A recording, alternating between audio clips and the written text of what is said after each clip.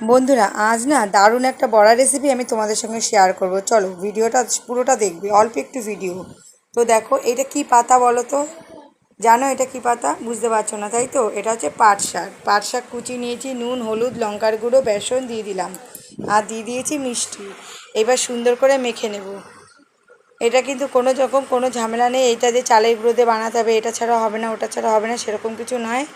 তোমরা ডাল বেটেও বানাতে পারো বা বেসন দিয়েও বানাতে পারো। দেখো আমি সুন্দর করে হালকা হাতে মেখে নিয়েছি। এবার মেখে নেওয়ার পরে এবার গরম তেলে ভেজে নেব।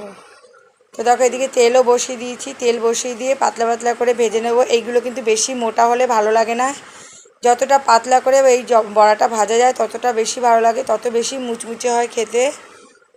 তোমরা কে কে পাট শাকের বড়া খেতে ভালোবাসো অবশ্যই জানাবে, আর পাট শাকের বড়া কে খাওনি এখনও সেটাও জানাবে। পাট শাকের বড়াটা কেমন হয়েছে ভিডিওটি দেখার জন্য অনেক অনেক ধন্যবাদ আমার প্রিয় বন্ধুদের জন্য।